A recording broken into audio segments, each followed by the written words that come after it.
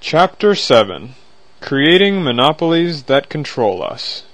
Most monopolies are not created by selfish others, but by our own aggression. In the last few chapters, we've seen how the aggression of licensing laws restricts the number of service providers. The disadvantaged individual, no longer able to get medical training through night school or apprenticeship, finds obtaining a medical license arduous, if not impossible. Small pharmaceutical firms find it increasingly difficult to meet the costs of FDA requirements. Well-to-do individuals and businesses move toward a monopoly on wealth creation. This aggression through government has other fallout too. The rich not only get richer, they also have more power over our choices and our lives. In trying to control selfish others, we find ourselves controlled by those hired to protect us. Like a fly caught in the spider's web, further aggression only entraps us more. The Pyramid of Power. This concept is graphically illustrated by the Pyramid of Power. In the absence of aggression, the base of the pyramid is as broad and wide as our choice of goods and services. Our cost is low when aggression is absent. In addition, when we honor our neighbor's choice, it's more difficult for any one person or group to dictate our choices. When we add a layer of aggression in the form of licensing laws or regulations, some goods and services are outlawed by the licensing agencies. As a result, first-layer goods and services are not as broad and wide as the base. Prices go up as availability goes down. Consumers' choices are limited to licensed items or those that they can provide themselves. First-layer aggression, described in the previous two chapters, gives the AMA and FDA control of our healthcare options. When we are ill, they literally have the power of life and death over us. Licensing is exclusive when all but a single monopoly provider is stopped, at gunpoint if necessary, from serving consumers. When this second layer of aggression is added to the first, costs go up further as our choice of goods and services becomes even narrower. Consumers must buy the monopoly service, do without, or provide their own. Utilities are the most common example of second-layer aggression. Later in this chapter, we'll see how giving utilities an exclusive monopoly has created our energy dependency. With every layer of aggression, those privileged by the licensing laws gain more control over our choices. A third layer of aggression is added to the pyramid when those people who don't use the second-layer monopoly service are forced, at gunpoint if necessary, to subsidize those who do.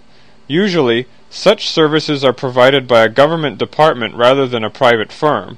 Part of their cost is subsidized by the taxpayer. Public services usually cost twice as much as those provided by a private firm, for reasons we'll explore shortly. Even if consumers choose to do without or provide their own service, they must still subsidize the monopoly. The most devastating effect of third-layer aggression, its environmental impact, is detailed in the next chapter. The fourth layer of aggression is added to the pyramid when consumers are forced, at gunpoint if necessary, to use the subsidized monopoly service. Doing without or providing their own is no longer an option. With every layer of aggression, consumers have fewer choices until finally they have no choice at all. Chapters 9, Banking on Aggression, and 10, Learning Lessons Our Schools Can't Teach, shows us how our desire to control others creates the pyramid of power, giving others control over every aspect of our lives. Aggression through government is the tool through which each successive layer of aggression is added.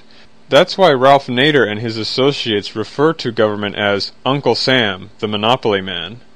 This contrasts with the popular belief that the free market creates and sustains monopolies. Let's take a look at history and examine this belief further. The marketplace ecosystem, honoring our neighbor's choice. Occasionally, consumers vote with their dollars to give their business almost exclusively to one service provider. John D. Rockefeller, for example, through efficiency and innovation, helped lower the price of kerosene from 58 cents to 8 cents per gallon between 1865 and 1885. His workers were loyal, hard-working, and well-paid. Rockefeller, an enlightened employer, was one of the first to initiate a retirement plan. Because he shared the jointly created wealth with his workers, they were highly motivated. Standard Oil scientists developed better refining methods, e.g. cracking, found a way to use culm, a byproduct of coal mining for fuel, and learn how to purify oil contaminated with sulfur. Before these developments, only the well-to-do could afford the expensive candles or whale oil for nighttime illumination. With these innovations, kerosene, for a penny per hour, transformed evening activities for Americans of more limited means. Americans voted with their dollars to make Rockefeller's Standard Oil their kerosene provider. By 1879, it had 90% of the refining business. In spite of its prominence, Standard Oil was unable to raise prices without encouraging fledgling competitors to lure customers away by selling for less. The marketplace ecosystem, free from the aggression of licensing laws, protected the consumer from being overcharged. Rockefeller tried to organize pendant oil refiners to keep the price of oil high in much the same way that Southern landowners had colluded to pay slave wages to blacks after the Civil War. Just as some landowners found they could profit by paying their workers a little more than anyone else, refiners who lowered their prices were able to attract more business. Without the help of government enforcement to make the oil refiners cooperate, Rockefeller found that the marketplace ecosystem, when free from aggression, regulated his attempts to exploit the customers. Having failed to fix prices, Rockefeller tried to buy out his competitors. Since he did not have help from the government to force them to sell, he had to make them an offer they would not refuse. Encouraged by Rockefeller's story of rags to riches, young hopefuls tried to gain part of the giant's market share by offering to take less profit so customers would be attracted by their lower prices. Naturally, many consumers were willing to take a chance on a new refiner that offered them a better deal than Standard Oil would. Barely 4 years after attaining 90% of the market, Standard Oil's competitors had doubled their volume. In 1884, almost 100 refineries were producing 23% of the crude. Competition also began to stiffen on the international front. In 1882, Standard refined 85% of the world's oil. By 1888, Russian oil had cut Standard's world market share to 53%. In the early 1900s, natural gas also began to be used as a substitute for kerosene. Without the aggression of licensing laws to prevent competition and innovation, Rockefeller could keep his monopoly only as long as he served customers better than anyone else. Obviously, few companies can accomplish this feat for extended periods of time. Of course, being large gave Rockefeller certain advantages. The railroads gave Rockefeller special shipping rates because of the volume and steadiness of his business. Although his competitors objected, the railroads offered the same discounts to any other firm who could give them as much business. No other companies could match the volume of Standard or get the discount. Price wars to undersell competitors were also easier for the industry giant. They were not entirely successful, however. Rockefeller stopped letting the public know when he acquired an independent firm, since some consumers had begun to shun Standard Oil because they did not wish to further the mammoth's influence.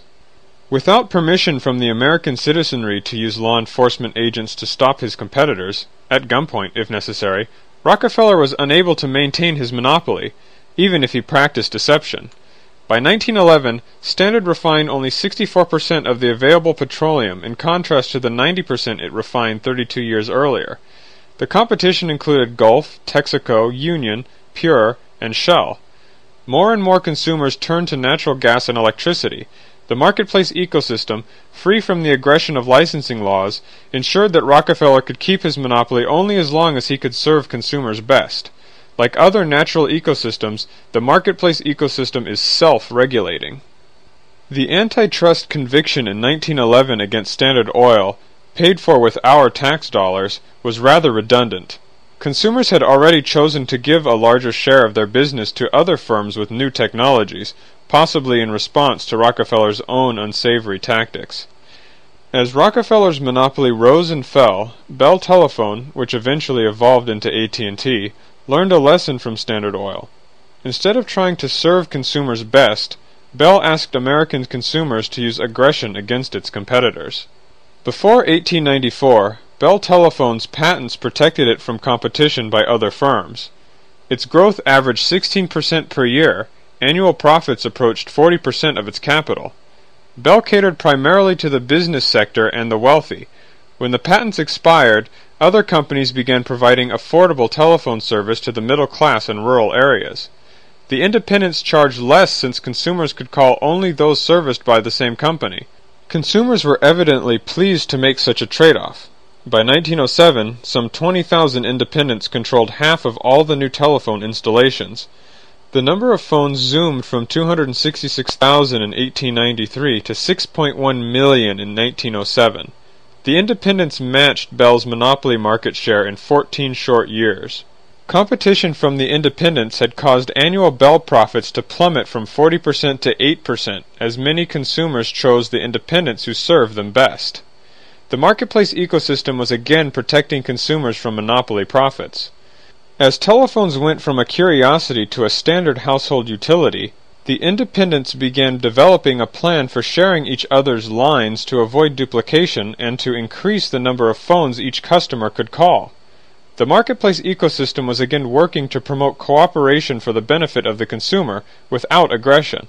Service providers voluntarily sought to give the customer better service because they would, in turn, be rewarded by more business and the positive feedback of profit.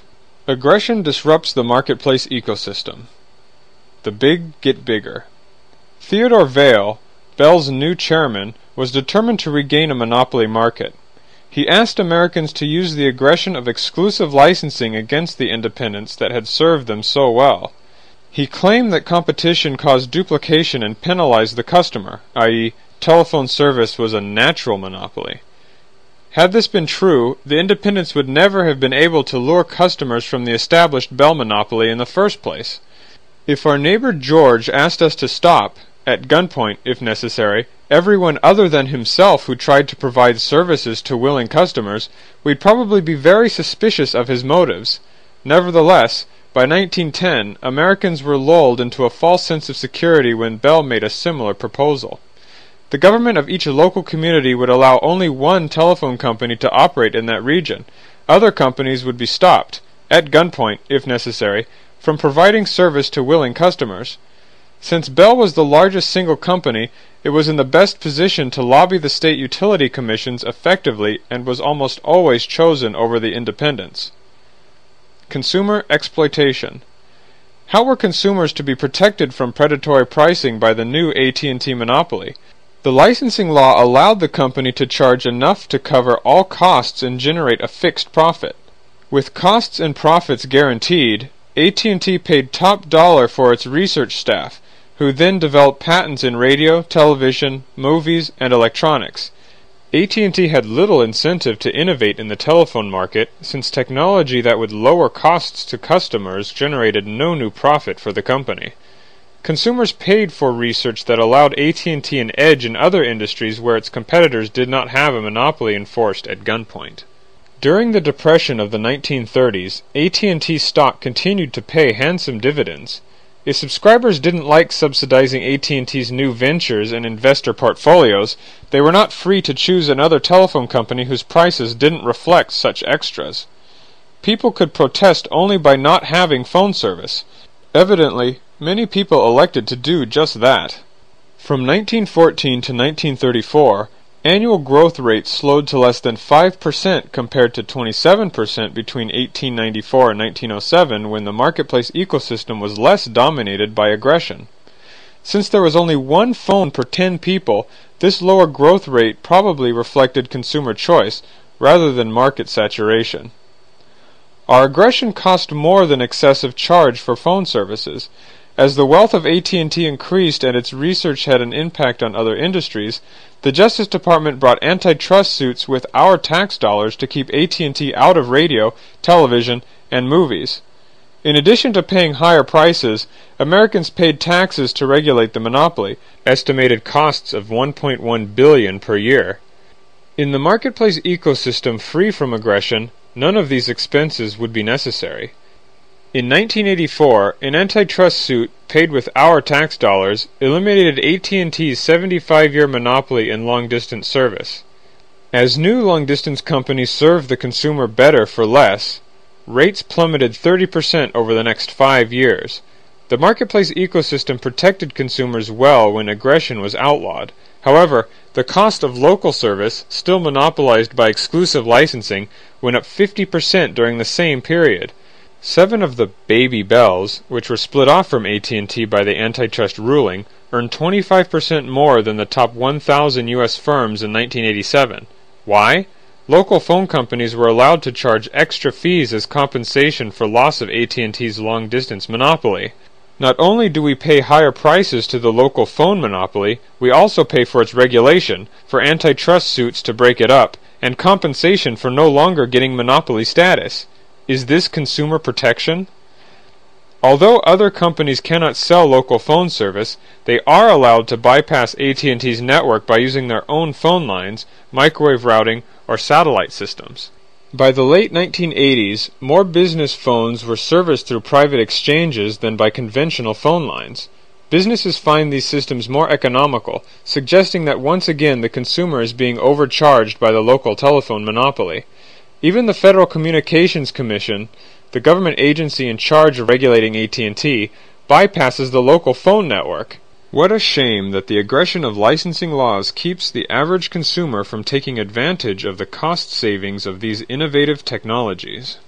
The telephone industry is just one example of a natural monopoly that is not so natural after all. If an industry profits by being large, smaller companies will find it in their best interest to merge or cooperate with each other as the independent telephone companies did. The aggression of monopoly licensing is neither necessary nor desirable.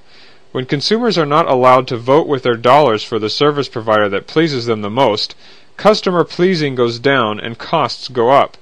The regulator of the marketplace ecosystem, the consumer, is bypassed. Even when we lower the guns of government just enough to permit one other choice of service provider, the consumer is empowered. Quality service costs less. For example, in the few cities that license 2 power companies instead of 1, prices are lower than regions where only 1 company is permitted to provide service. Unfortunately, higher costs are only a small part of the price we pay for our aggression. Aggression's environmental impact.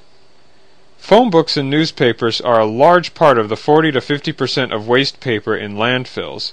The French are well on their way to eliminating this refuse through video text, an electronic phone directory and newspaper delivered through the phone line.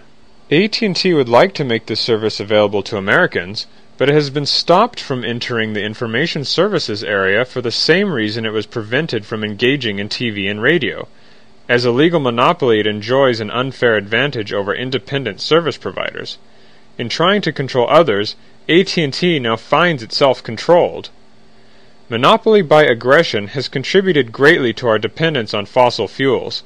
In the early 1900s, for example, several paper companies used cogeneration to produce cheap electricity from steam. These efficient producers were told they would be stopped, at gunpoint if necessary, from selling their electricity because of the monopoly licensing bestowed on public utilities. Small plants using alternative energy sources were also banned. Centralized energy production was best accomplished by fossil fuels. Utilities had no incentive to conserve on fuel or develop alternative energy methods because their profit was determined by politicians, not by the consumers they served. The easy way out. Fortunately, the financial and ecological costs of monopolies maintained by aggression are so obvious and devastating that they are beginning to be dismantled. For example, in 1978, Congress decided that the utilities' monopoly in generation of electricity would end, even though the monopoly in distribution would continue.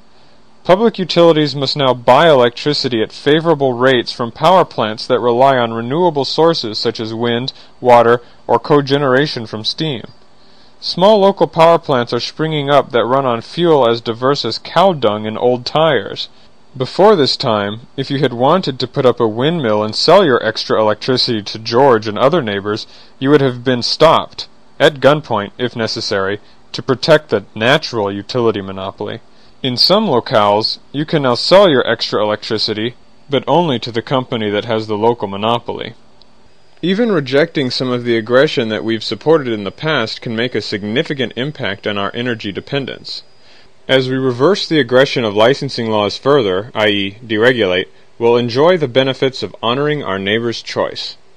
Adding that second layer of aggression carries some hefty costs in terms of selection, cost, and environmental quality. As we'll see in the next chapter, however, Adding third layer aggression makes second layer environmental insults look like tender loving care.